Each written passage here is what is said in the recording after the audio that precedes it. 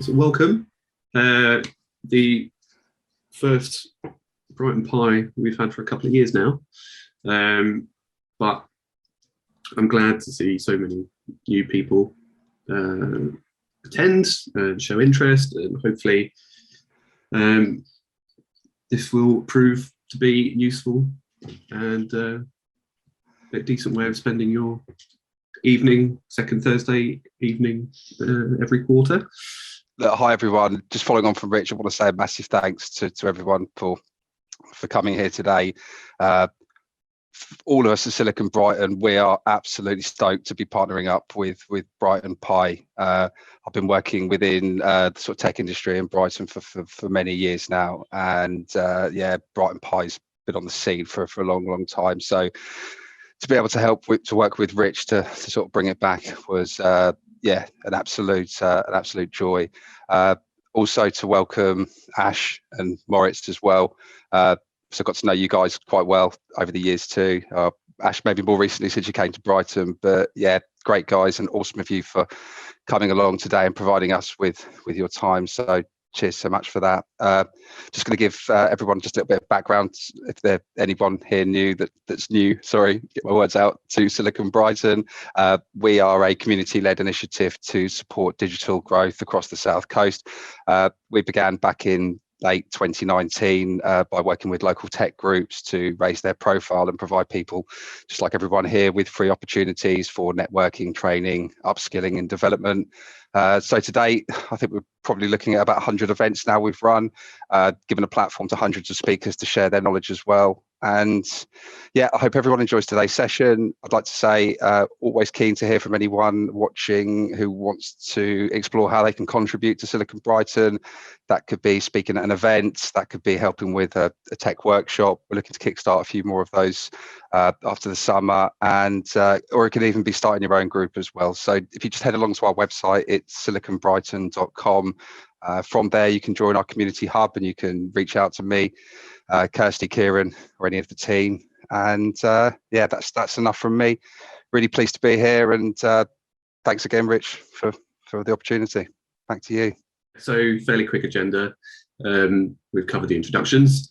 And we've got two awesome talks today from Ash, Ash and Moritz rather, who Ash is going to be covering some sneaky little tricks and tips that you may or may not know within Python. So if you're new to the language, then you'll learn a hell of a lot of funky things in here. If you are a bit of an old hand, then hopefully still something in there that you may not have come across. And Moritz is going to be doing a very gentle introduction to natural language processing and its models and how it can be used in Python. So this talk is basically just going to be a few bits and bobs in Python that I don't see that much on Stack Overflow, but I feel like I should. That's kind of my yardstick of whether people know it or not. I've been working in Python since I was about 14, but that's a bit misleading. I didn't really know it well until I was about 19. I just kind of did bits and bobs. I've used Python at every job I've ever had, apart from when I was a gardener, which I can't say about any other language, which is cool. Bit of background, I've done, don't start my timer there. I've worked a few jobs while I was at uni, so all of those, except for Yocker and Connexin, I did at uni. Dyson was an industrial year. I worked in robotics in those three jobs, and since then I've worked in mainly cloud and telecoms and IoT. The point of this talk is to make something vaguely interesting. I hope everyone learns something, but if not, then you should do a talk. So yeah, I'll get stuck in. So we're going to start with a quick game, and it's can you read numbers? So I'm going to show you a number and then you tell me what it is. I'll give you about half a second. So 3, 2, 1, go. Right. Can anyone tell me what that number was? Just shout out. 1. Nicely done. you can read the number 1. That's great for small numbers, but what about that number? Can you tell me what that number is? 10 million? Ooh, close. Chances are most of you are thinking like this, because the way our brains work is we can only see a few different bits and bobs, like up to 6 maybe, before you start to not be able to instantly tell what it is. So I'll do the same number, but with something a little bit different. So can anyone tell me what that number was? It's the same number as before. 100 million. Yeah, well done. That's better.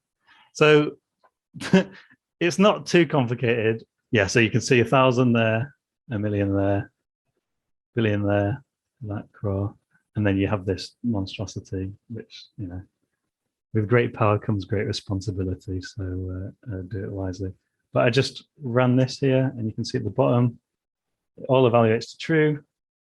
So you can go ahead and use that in all your future code, but wisely. So next thing, you know some Python maybe, and you want to learn a bit more. So let's go. Oh, by the way, I did my numbering system from 0 because it's Python. This is called the walrus operator. A bit of Beatles references there, but what it's for is to just neaten up your code a bit and avoid repetition. So the only difference is this line becomes this line. What this does is it creates, so this will compare whether this is an even number, right? So if I squared is an even number, then assign that to a variable, print it, and add it to a list. Now, what this does is it gets I squared, assigns it to j as a variable, and then compares it. So it does those 2 steps in one step. And I'll just run that and show as a comparison. See, these lists are the same, 16, 4, 36, 64, 64, 16. I use this quite a lot just because I think it looks better. Say you wanted to change this, so if you wanted to do I cubed, you'd need to change it twice there, which is a bit of a nightmare if you have to change it in a lot of different places. I'm quite lazy, so I like to only change things once. And then you have these 2 lists, so they're the same. So yeah, it's useful if you want to avoid repetition, and I think it looks neat, but it's quite controversial in the Python community, especially people who say that there should be one and only one obvious way to do something. You know, I like it, but I do think that's a good point. But my counterpoint is the new obvious way to do it is that with the walrus operator. So quick show of hands, does anyone know that before? I meant to ask before. Yeah, I can't really see, so I'll go with some of you did and some of you didn't. So next thing is, if you are kind of seriously learning Python a bit, and you want to get better, this is the 3rd thing, even though it's number 2 because we're counting from 0. This is called list comprehension. Quick show if you know about that. I think a lot of you will, but some of you won't. It's just an easy way to turn 3 lines into 1, or more even. I've turned lots of lines into 1. And what you do is, this is pretty standard pattern in programming languages like C or Java. If you want to build up a list, you'll have to get something, operate on it, and add bits to it. Whereas with list comprehension, it does it all in one line. So I want to get the length of a word for every word in the split input. Let's run that. You can see that's the same. I really like doing this because it's quite easy to write and read in some cases, sometimes not. But yeah, I thought a lot of people knew this, but speaking to some people, they've come across a lot of people who don't. So yeah, let's use it. So pros are, I think it's easy and fun to do, and it makes your code simpler and more readable. But again, with number 0, with great power comes great responsibility. This is a line of code that I actually wrote and used for the Advent of Code challenge last year. It's ridiculous. I have no idea what it means anymore. I don't even know what it does. But you know, I did at the time. But yeah, use it wisely. The third level, or the fourth level, level 3, is you know, Python. Maybe you've done a lot of programming before with other languages, and yeah, maybe you're just getting started out in writing it for some serious projects or for work. I'm going to introduce you to generators. So let's say you've used your brand new list comprehension and you want to find a nice way to add up every single number up to a certain number. So let's go for, this is 100 million. I've done it this way for a reason, just so that I can keep track, because I'm going to add another 0 on it.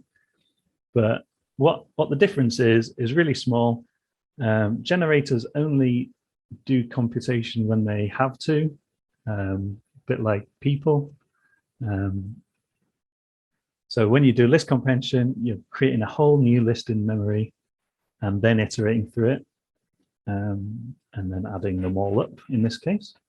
Whereas this one, this is a generator expression, and it's just going to give you a new number when you ask for one. So these will come in later. Let's just run it. Takes a while. But yeah, what will happen is it'll add up the first 100 million integers, and you can see that with the generator it is way faster. I'm doing the list one first, doing the generator one second. It's like almost 4 times quicker to use a generator. That's just one reason to use it, but another one is if you are really crazy and you want to know what the first billion numbers add up to, then let's do it and watch what happens to our memory. So this is my computer's memory. It's now creating this massive list, and I've only got 16 gigabytes because I was an intern when I got my computer, and you can see it's filling up, and it's just like run out of memory. It took 18 seconds for it to run out of memory. Not great, but now it's calculating the generator, and you can see that it's pretty flat. That's because it's only getting a number when you ask for one. So it doesn't need to use much memory. I think I used a memory profiler, and it was using like 7 megabytes of RAM instead of basically as much as it could eat when I was using the list. It'll take a bit of time. There we go, 31 seconds to add it up for 1 billion numbers. Still quite a long time. Sometimes the best optimization is to do something completely differently. So let's make a new function called the smart-ass use, which I'm sure some of you are thinking of already. A while ago, a guy called Carl Friedrich Gauss came up with a way of adding up all the numbers up to a certain number. And it was basically get your number, divide it by 2, add multiply that with the number plus 1, and we want to make sure it's an integer, because we're adding up integers, and dividing by 2 will make it a float. Let's go there and see how long this takes. Wow, it took 0 seconds. So, you know, everything's got a use, but sometimes you need to think differently. Sometimes the obvious way isn't always the best way.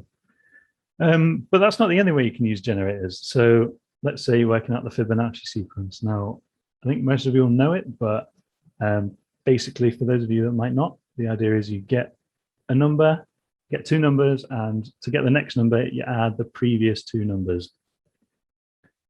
So 2 is 1 plus 1, 3 is 2 plus 1, 5 is 2 plus 3, 8 is 2 plus 5, and so on. And let's say you want to print out every single number up to 100. So here we make a generator function. And here is the magic bit. This is yield, and it's like return in a normal function, except you kind of save where you are and pick it up later. So when I assign this function to this variable sequence and hit next, then it'll, I mean, the first time I call it, it'll go up here and yield y. And then the next time I call it, it'll make y equal to temp, add x to y, and make x equal to temp. So that's basically going, it'll go, this will become 1, then this will become 2, then this will become 2, and that will become 3. And it'll only do it as many times as you ask it to, and it's really quick. So let's run it. This will print out all the first 100 Fibonacci numbers. So they get quite big quite quick, which is fine. But proves the point. It's quite quick, and it's pretty memory efficient as well. Say we wanted to do, I want all the numbers that are lower than a certain number. What you could do is use I'll make the walrus operator and make total equal to the walrus next in the sequence. And print the total. And let's say we want to do all the Fibonacci numbers that are less than 1 billion. Let's use a few of the things we already learned. And turn that into a while, not a for. Cool, let's do it again. There we go. So you can see that 700 million plus 400 million is over a million. And yeah, it only does stuff when it needs to do. Let's go back to the slides. Prozart can save time and memory like I showed you, and you can use it when you need it. You can reference it later on in a program. Unfortunately, you can't index it because of the way it works. So if you did want to index it, you would probably have to use a list. And if you did want to go backwards, which you can't normally, you'd have to just calculate it again, which could lead to repetition, and you know, everything's a trade-off. So hands up if anyone knew about generators or had used them before. I'll be honest, I knew about them, but couldn't be bothered to learn how to use them until literally this week so that I could do this talk. So it's something that I promised myself that I'd use some more. Then let's go to the last one, level 4, the 5th one. And this is caching. So let's say we got a really slow calculation. This can be a real pain in the neck. Let's just run it. Now, calculating something really hard to do, the number 1 and printing out the number 2. What we see here is that this function is deterministic. So no matter how many times or when you put the number 1 in, you'll always get the number 2. And so we're doing this long calculation a lot when we don't have to. So I'm going to write 6 characters that are going to make it much faster.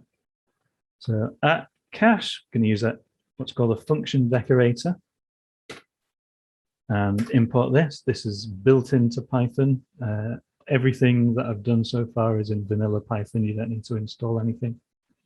And let's run it again. So it's doing a really slow thing for number 1. And then it's doing it for number 2. But you can see that it's not actually doing it for each different, each number afterwards. So for number 1, it's done it once. And then the next one sees it's number 1 again. So it's already saved it in the cache, and it'll just return what it already knows the answer is. So this is a pretty abstract version, but if we went back to the Fibonacci sequence again, let's say we've got a function and it calculates its position in the Fibonacci sequence. Here we have a classic recursive function. So we've got a function that calls itself. We've got Fibonacci here, here, and here. And it's just the way I explain it. So if you're the first or 0th, first or second entry in the list, return a 1.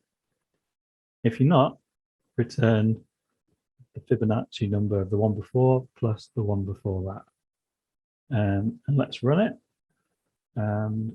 When you write this out, you might think that'd be quite quick, but I don't know if you can see that, but it's just doing all the single digit number Fibonacci numbers again and again, and occasionally a 2-digit number. And it's taken forever. But because there's only 100 maximum numbers that you can have in it, this is also a really good candidate for doing cache. So if I stick these 6 characters in again, and run it again, boom, it does all of it right down to 0 and then tells me that number. That's the 100th Fibonacci number. Maybe if we put some underscores in it, we'll be able to tell actually how big it was. So with caching, it's great because it's really easy and it can speed stuff up really quickly, like I just said, but it's also another thing that you shouldn't really use sometimes. So if you're doing something like getting a random number or the weather or the time, that changes over time.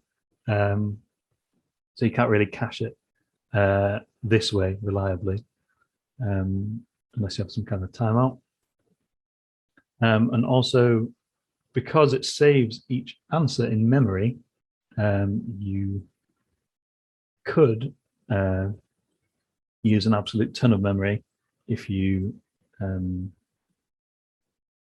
put in loads of different numbers. So if I was to work out the Fibonacci sequence for 10 billion or something, I'd probably be better off using the generator, because it would be saving 10 billion inputs and outputs into memory, which is just going to kill the computer. Yeah, so that's it. Hopefully you learned something. Hands up if you learned something. Yay, that's good. So here's my references. There's a really good YouTube channel called Coding that you might know about. Yeah, I have QR codes for these slides and the repository with all this code in, which you can scan, which I'll leave up.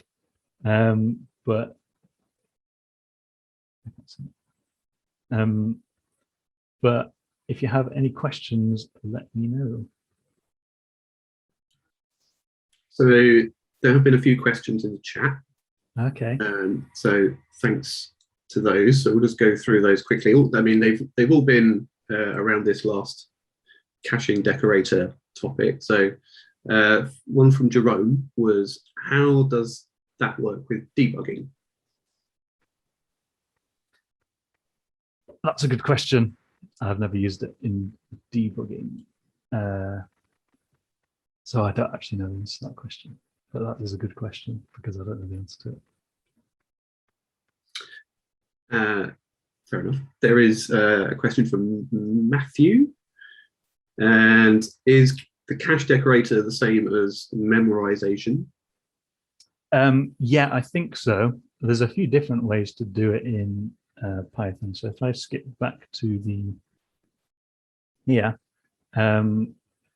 there's a decorator called LIU cache, and then you add in a thing. I think it's like the size of the cache, and that means it'll cache 100 things and then kick out the least recently used thing. I think memorization is a similar thing. Yeah. Fair. And from Oscar, does the cache decorator know whether a function is deterministic or does it just assume it? I think it assumes it is, which is why I said don't do it on stuff like time, stuff that changes over time. I think that's one of those things that you've got to think about before you use. But if you're doing something like a long time consuming calculation that always works the same way, like, I don't know, working out some hashes or something, it's a good idea. I can see getting the QR code to work. Yeah. I can send a link to both in the chat after this. Add them into the chat and we can distribute afterwards as well for those coming into this offline. Cool. Okay. Does anyone else have any questions or comments for Ash?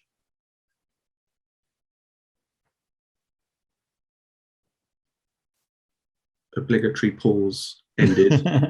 Cool. Cool. That's easy. Yeah, that was a great talk, mate. Really appreciate that. Thanks very much. Cool.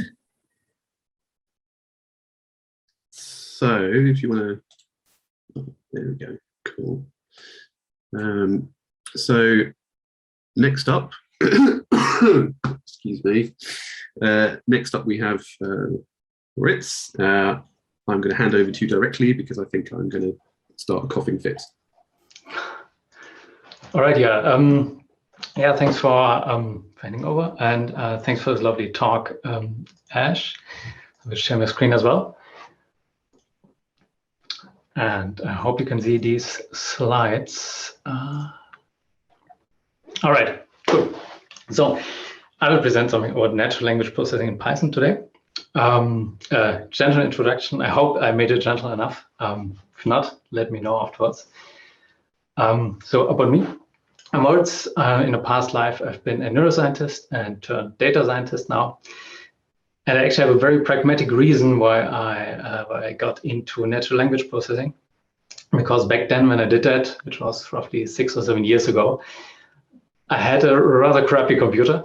And of all the cool machine learning things that you could do, so basically image classification and something with audio, that was much too difficult for my computer to handle. Instead, working with text data, which natural language processing is about, was actually something that not only fit in my memory, but also where I could train a model on my graphics card. And that really was the reason why I got into natural language processing. But I did not regret this because it's actually a cool technique and it's picking up a lot of steam in the last couple of years and powering many of the tools that we're basically using day to day. So what actually is natural language processing?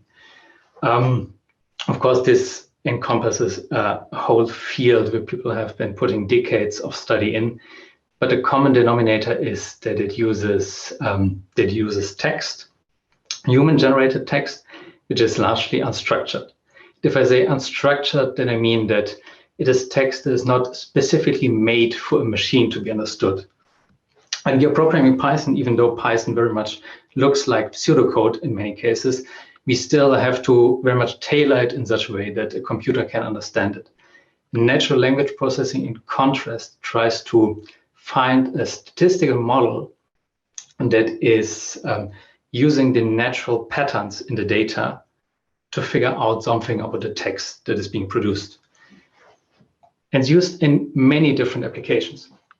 One is, for example, text understanding, which is the task of summarizing, for example, a newspaper article and giving a short summary of a longer text, or also sentiment classification. The prime example there are Amazon reviews or tweets, where you're interested in seeing if the tweets or reviews about your product are positive or negative, just from looking at the text alone. Another example is machine translation that we probably have all used. Google Translate is just a classic natural language processing application which translates text from one language in another language. And then you have many more, including dialogue systems, which are which basically are chatbots. So if you're now doing unlucky enough to have to contact customer service, will very often first talk to a chatbot. Now, as I said, natural language processing is a discipline that's many decades old and had different phases. And one of the early phases were rule-based systems. There you did not really try to exploit statistical patterns in the data, but instead you had humans writing explicit rules for the computer to apply and to parse text. One of the earliest examples of that, one of the earliest examples of a chatbot is called Eliza. And I will give you a couple of seconds to actually read this text now.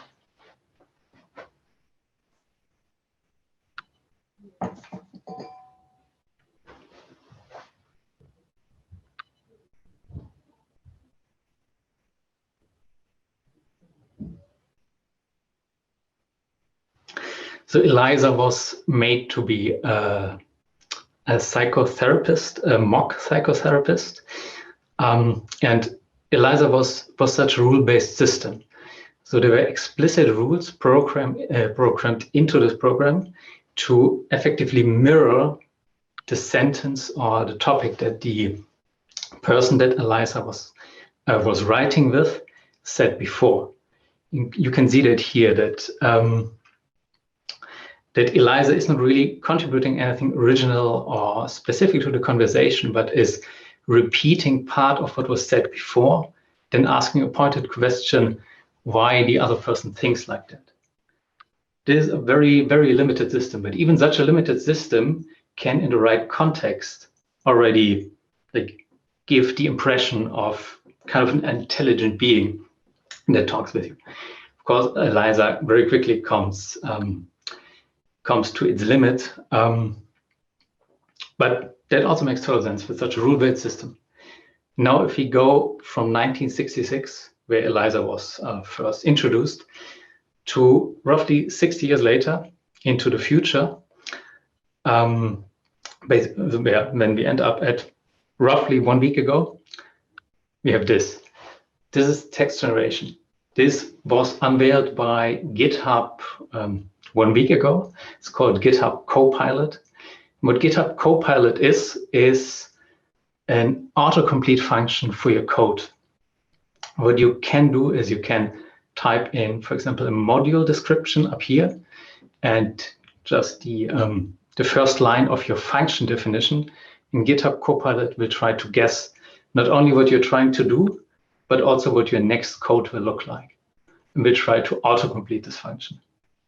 Luckily, GitHub Copilot is not perfect, so we are not all out of jobs. But still, GitHub Copilot does a surprisingly good job, especially concerned with boilerplate code. So things like opening a file and reading the content in, which doesn't really change, or querying something from the web.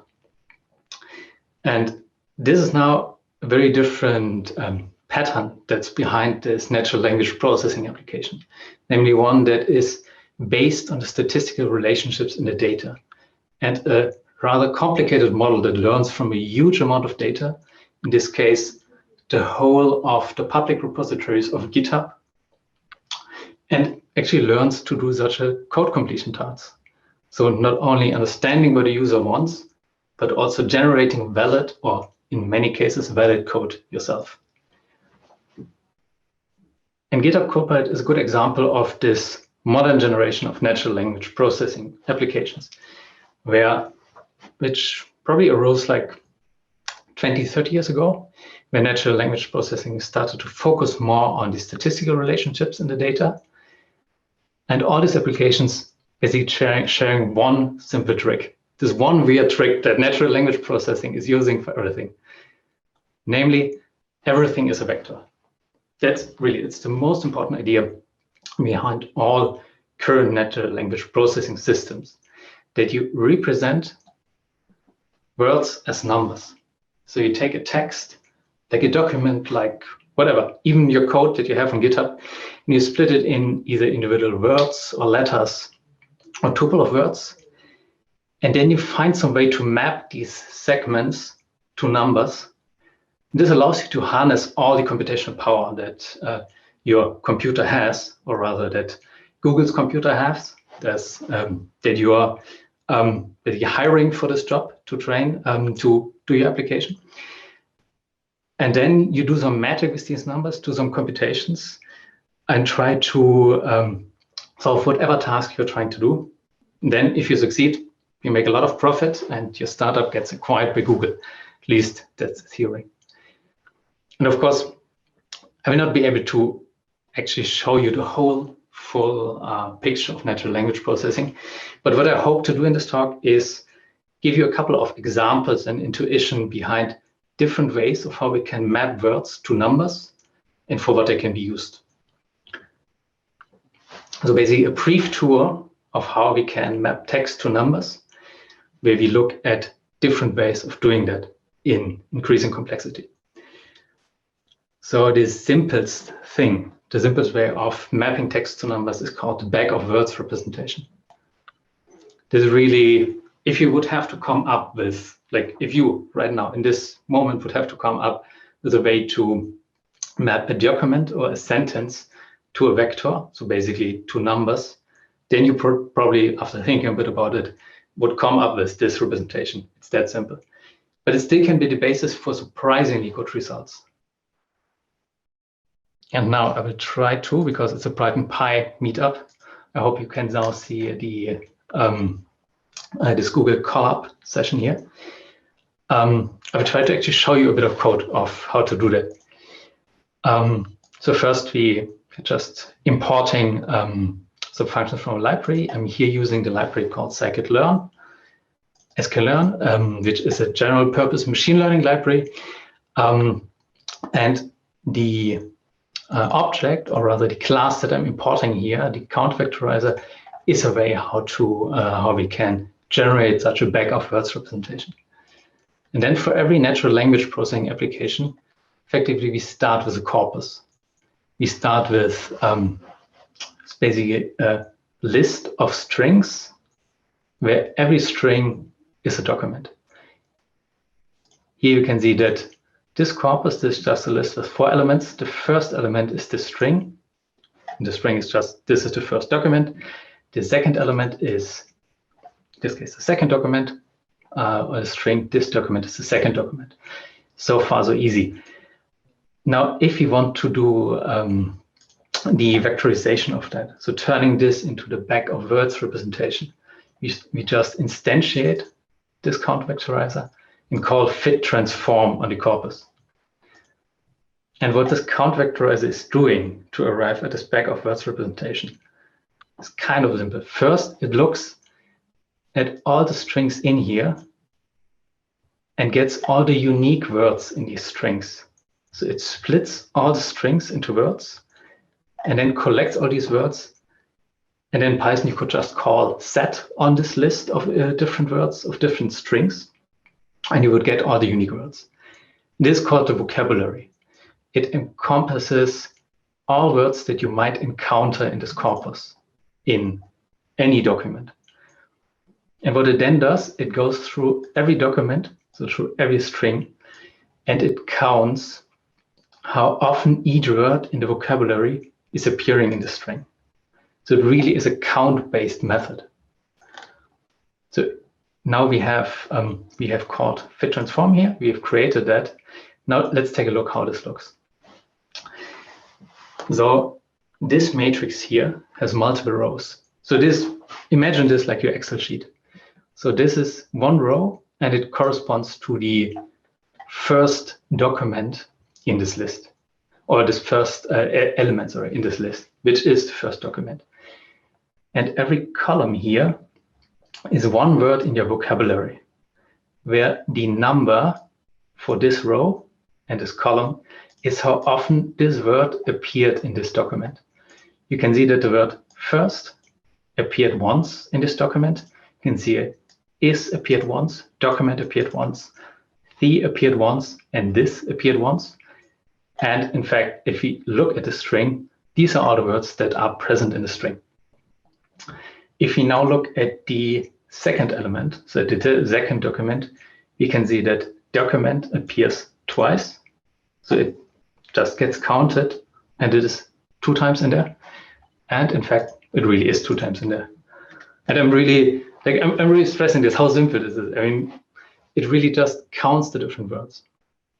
And what this then does is that the sentence, this document is the second document, becomes the vector, like this vector. I'm not going to spell it out. Now, as I said, this is a simple thing, but you can also do kind of interesting things with it. But let's take one step back and think, like, since we have these vectors here, since we generated these vectors, we can also compute a similarity between vectors. Similarity between vectors will hopefully capture how similar documents are. Since our representation only consists of counts of words, the only similarity between vectors, or how close vectors are, the only way how this is measured is by how many words are shared. So using this representation, 2 documents will be similar if they have many words in common. So if in the 2 documents, many of the same words appear. And this is already enough to do quite an interesting thing. And the interesting thing is called topic modeling. The idea behind topic modeling, I will quickly do this. The idea behind topic modeling is that it represents documents as vectors, that we have seen that before, and that vectors, and that it has the assumption that vectors of similar documents will be close to each other. They will be close to each other if they share a lot of words. To maybe give you an idea why this is the case. Let's say, as documents, I just take my whole collection of emails that I've sent around with people, my whole email conversations. Let's say I have had one email conversation with Ash about programming in Python and what kind of cool things you can do. He told me about these generators that he used and about dynamic typing and programming, and we were sending around all these emails that use these programming specific words. So that will mean that in a bag of words representation, where every email is one document, 2 emails will be close to each other if they share a lot of words. And since we are talking about programming, in my email, I will use a lot of words that are specific to programming, like interpreter, generator, Python, whatever. And he will do that as well.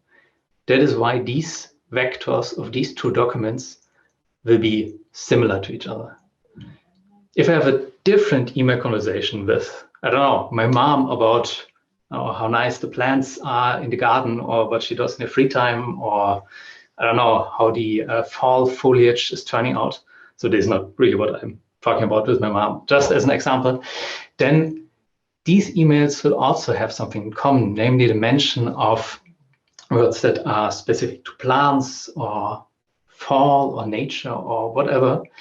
And they will also be close to each other, but they will not be close to the documents or to the emails that I've sent around with Ash, because they were about programming.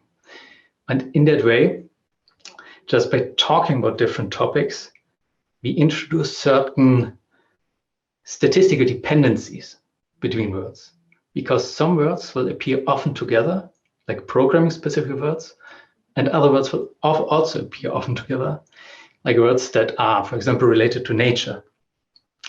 And what topic modeling is doing, based on this assumption, is trying to find topics that represent certain words or kind of a sort of probabilities that words are present in a document, but they're trying to explain why some documents are close to each other, are similar to each other, and other documents are dissimilar. And even using this simple bag of words representation, you can actually do that. So this is so I'm not going to go through this code in that detail, but I'm going to share the Jupyter notebook, and you can just run through it if you want to. What this is doing, it is using a publicly available dataset, the 20 newsgroups dataset. 20 newsgroups that was imagined like an ancient forum, an ancient message board from the early days of the internet, where people were conversing over different topics. And every document in this dataset is basically one post on this message board. This here is one example. So this is now one document in our data. You can see that it's the early days of the internet because people were really taking care of writing a lot and using correct grammar and sentences, and not the Twitter stuff that we are seeing right now. But effectively, what we are now going to do with this data, even though it's much more complicated than the example data I've shown you above, is the same thing. We're going to build such bag of words representation from it. So if we look at the vector representation of this text here, then we will get something like that. And because now there are so many unique words in all these message board posts, this representation will have a much higher dimensionality because we use all words from the vocabulary to represent basically one document, even though most of the words from this vocabulary never appear in this document. This is where you see all these zeros in here. All these words never appeared in this specific message board post. However, for example, the number 14 that appeared once, can take a look, there it is. It appeared once here. You can also see that the number 12 appeared once, and here it appeared. And if you would actually go through all these columns, you would find for every word that appears in here, you'll find a 1 or even a higher number if it appeared multiple times. So it really is exactly the same representation as above. Now, what we can do, we can use one machine learning algorithm basically to do this topic modeling called latent Dirichlet allocation. I'm not going to go into detail how mathematically it does that, but it tries, as I explained before, it tries to find the topics that represent collection of words that often occur together, and then explain why these vectors of documents are similar or dissimilar. Like the example with words that belong to programming, that will therefore make some documents similar to each other because people were talking about programming. Now, if we run this, we get an output. So these are 3 example topics that we can get from this message board data. And let me stress that these topics, they're not a priori given by a human. So they're not necessarily super interpretable. It's just what the machine learns to figure out what can represent the data well. And with data, I mean really these bag of words representations of all the message board posts. And in the first topic, you can see that this topic consists of words that often occur together, like God, Jesus, but also things like good, people, different verbs that are potentially about believing, now, believe, make, think. So all words that go kind of in a moral, religious dimension.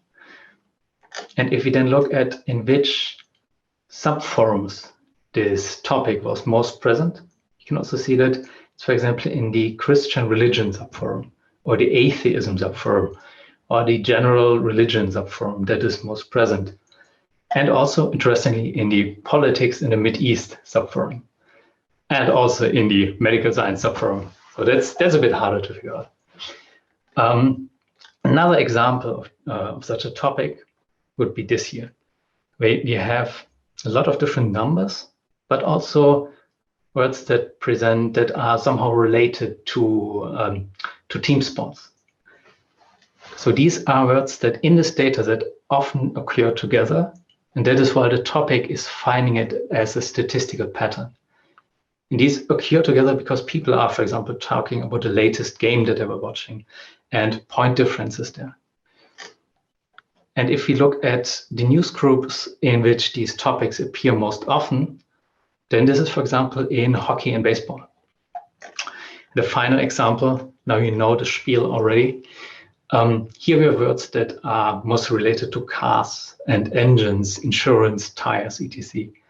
And unsurprisingly, the news groups in which these topics appear most often are about motorcycle and autos.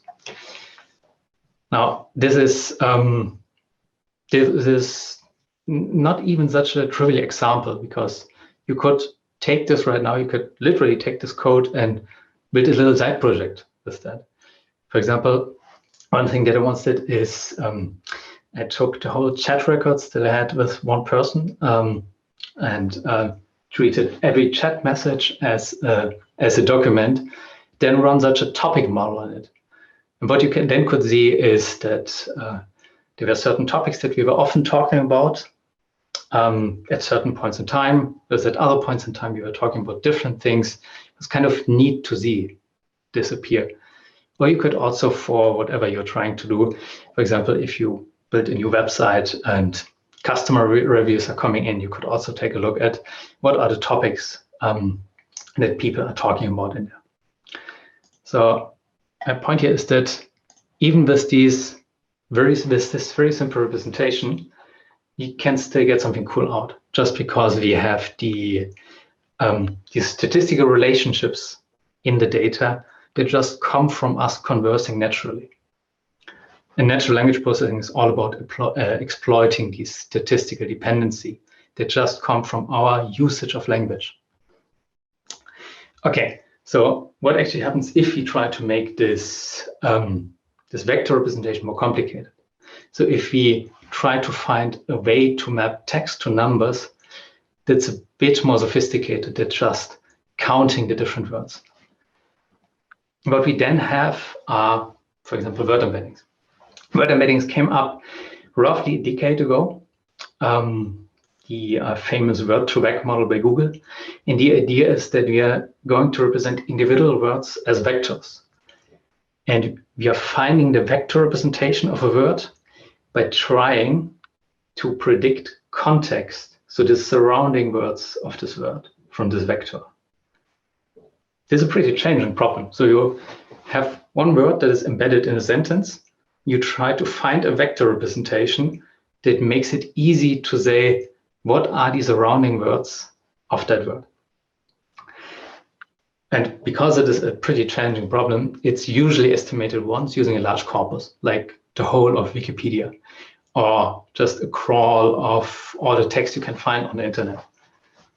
And if you do that and train it, what you are really practically trying to do is, for a sentence, like this is a visual comparison, what you're doing is you take all the vectors of the, so for basically training the vector for the word visual, you would take all the vectors for is, comparison, a, and this, you sum them up, and then you try to predict the word visual from it. Or rather, you try to adjust the vector of the word visual in such a sense that it can predict the sum of the surrounding vectors of the vectors of the surrounding words, which in a sense, also seems really stupid, right? Because comparison and A and this, why should this be inherently related to the word visual? But it turns out that that this kind of validates one of the natural language processing assumptions, at least partly, and that is that words that appear often together are somehow related. And if we train this on a large amount of data, we can do some kind of impressive things, namely word vector algebra. So what you can find is after you have trained such a model that you can really use these vectors of words in an equation. For example, you can take the vector for the word king. That is the topmost row here. That is the vector for that, where red represents more negative numbers and blue represents more positive numbers, or vice versa. It doesn't really matter. And you subtract the vector for the word man from it, and you add the vector for woman to it. And this is the output of this equation. Because these are vectors, you can just do mathematical operations on them. So there's the nice thing. That's why computers are good at it. And you will find that this vector is not exactly like the vector for the word queen, but is relatively close.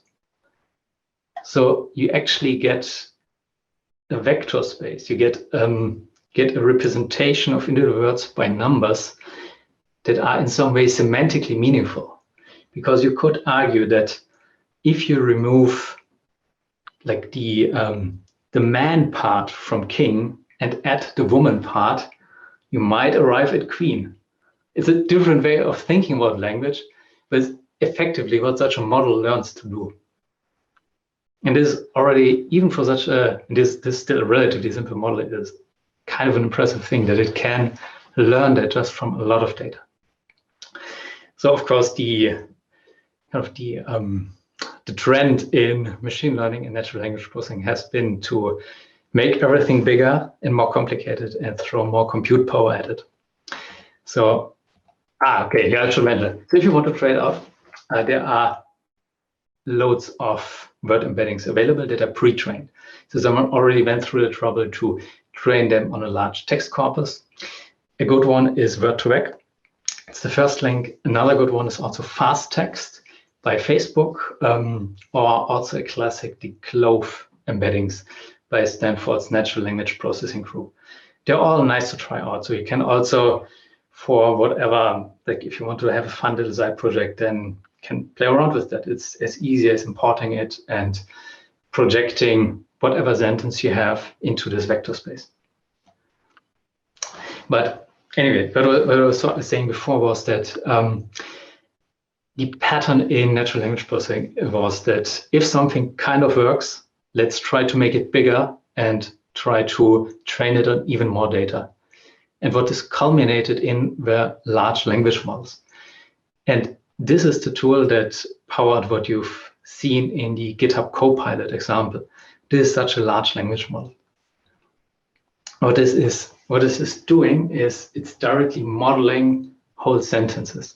And when I say modeling that, I mean it uses a similar idea like you've seen with word embeddings before, where we try to predict the surrounding words, but now we just try to predict every word in a sentence by forming a whole representation of the sentence. That is why this model also has to be large, because to be able to do that, it has to have lots of moving parts, let's say it like that. Uses deep learning, that's always good if you're into hyped up technologies.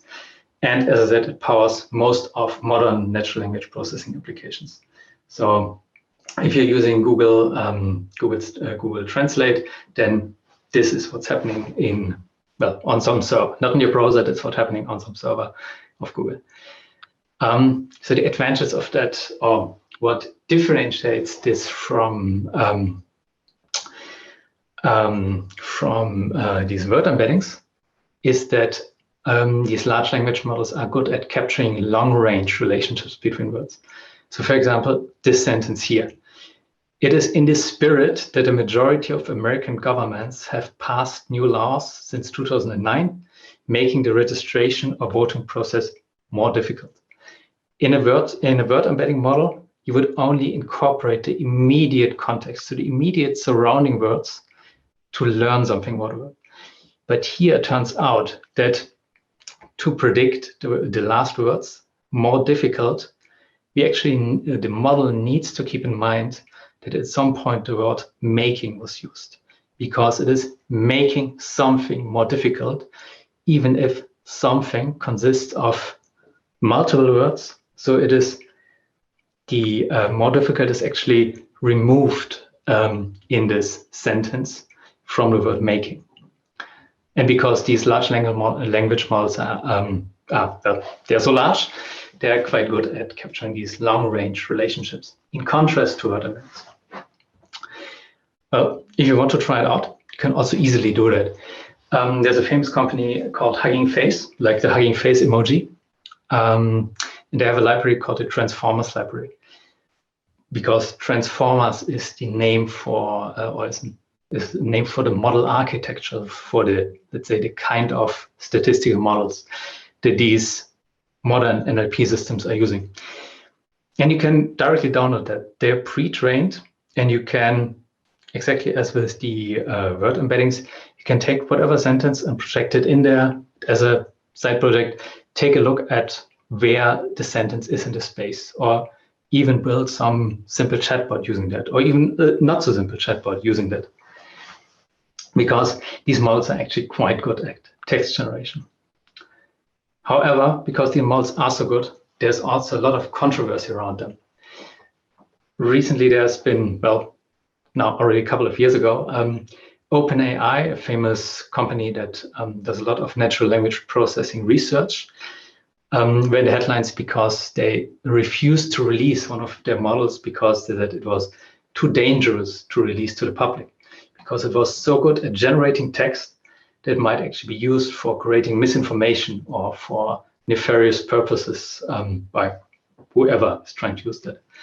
Another problem is that because these models are so large, they're requiring a lot of energy to train and a lot of compute power. That's also why the only companies training these models are basically Google and Facebook and, well, also OpenAI in this case. And it turns out that this is actually not very good for the climate, because you are, I think, blowing a lot of energy just away into this model. So if you're interested in a good listing of these different problems with these models, can only recommend this paper called On the Dangers of Stochastic Parrots. Can language models be too big? Which lists many of the problems that these models have. They want to highlight one specific issue that these models have, namely that they can actually solidify biases in the training data, or can solidify biases in the data that was collected that this model, on which this model was estimated. So this is an example from Google Translate. On the left-hand side is several Turkish sentences, and they are ungendered. So there's no information about gender in there. On the right-hand side, there are the English translations of these sentences. And this model is injecting the gender in these sentences. And because in the data on which this model was estimated, there were statistical patterns that said that engineers are more likely to be male and doctors are more likely to be male, while nurses are more likely to be female.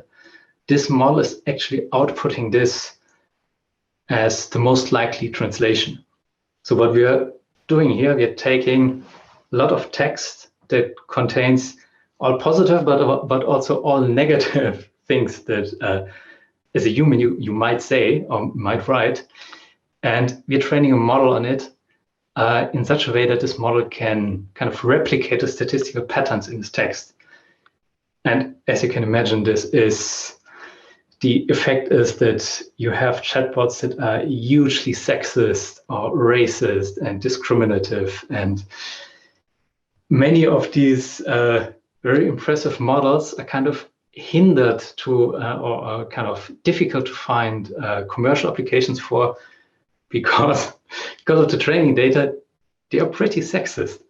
But yeah, I mean, big companies are now working on fixing that. I think Google is also working on fixing the Google Translate for that. But still, it is a fundamental problem of these models because they can pick up all statistical relationships.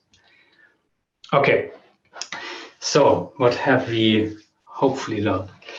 Natural language processing has many different tasks and areas, and the common thing or by their work is that they all rely on mapping letters, words, or sentences to vectors, so to numbers.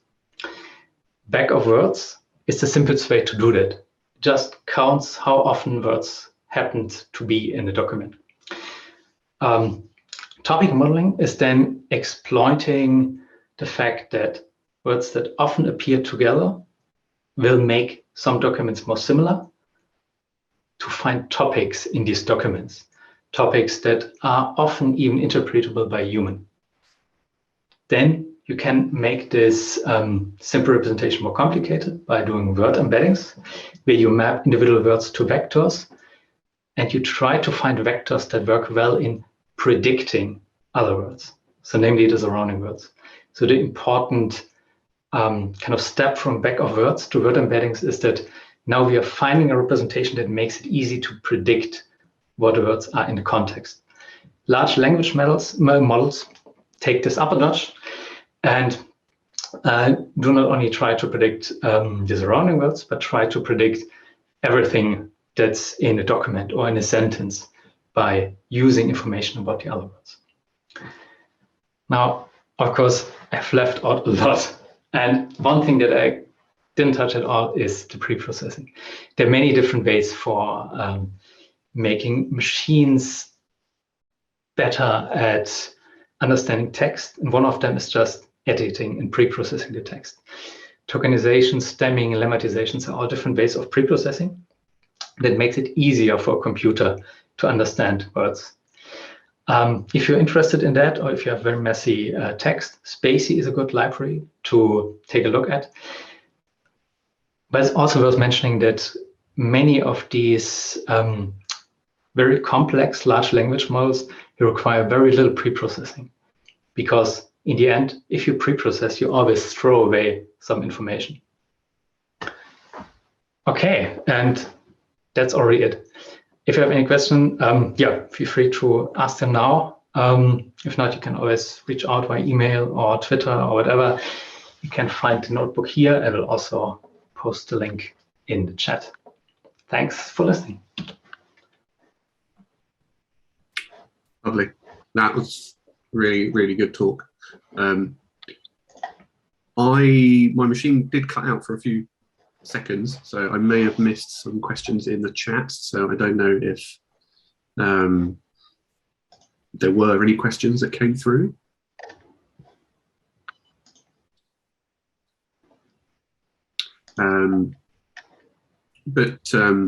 What sort of, if you were to embark down the NLP route, and you're talking about large data sets, how large on average would you kind of, how big a data set would you need for a reasonable result for NLP?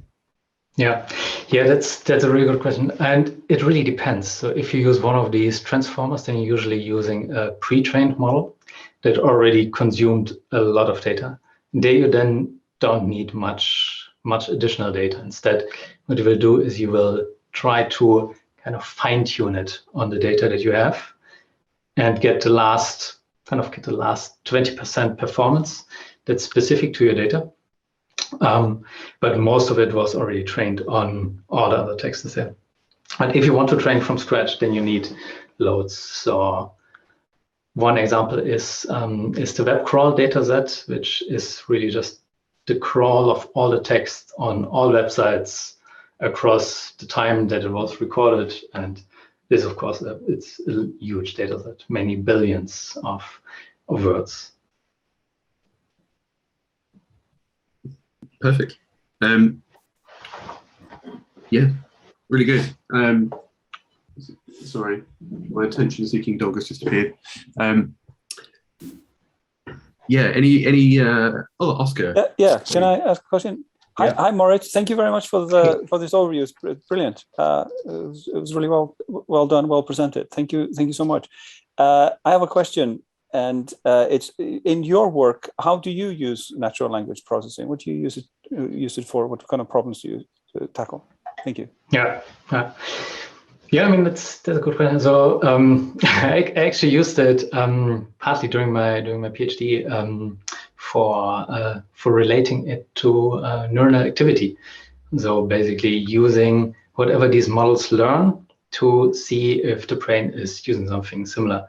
So the background is that I did my PhD in speech neuroscience, basically. So trying to understand how the brain processes speech. And because one model that already processes speech quite well are these natural language processing models, I was taking a look at, are there any similarities? But now in the work that I'm doing is, for example, I work for a tech company, and for our product, we sometimes get issue reports or we sometimes get reviews. And there we use natural language processing to sort through all of them. You also sometimes get basically when a user encounters an error or has a problem on a specific website, then he has the ability to submit free-form text. And their natural language processing, of course, comes in very handy to automatically find out what is it that users are having problems with, and what is it that a user might need from the product that's currently not there. Also, if there's a bug that was recently introduced and users are always writing that, hey, your extension breaks on this website when I try to do that, then you will find this with natural language processing, if there's enough data in there. Thank you for the question. Any additional points, Oscar, or any other further questions? Anyone else? Okay. So again, a big thank you to both Ash and Moritz. It's really great topics to have for Brighton Py's resurrection. And as Steve alluded to earlier, Silicon Brighton are organising loads of events across the kind of tech and business space. Here are a list of some of the upcoming, so Brighton Data Forum, where Oscar is organising them. There's Brighton Kotlin, Brighton Gophers, which I'm speaking at. So if you want to learn how to write custom resource definitions in Kubernetes, then by all means come along to that. But do jump on siliconbrighton.com. They've got a very large portfolio of events. I've written some down here: Sussex Data Science, PHP Sussex, Caring for Coders, Brighton Data Forum, Async, Brighton Sussex Sellers Club. I might have named that wrong. But yeah, check out the website. They've got a whole heap of top topics and subjects there. And next Brighton Py, we are aiming for the second Thursday in September, so that's September the 9th. I've already got a speaker lined up, the topic of which has to be confirmed, but I have worked with him in a number of companies, and he's a good friend, so an even better Python developer. So it'll be a great talk, no pressure H.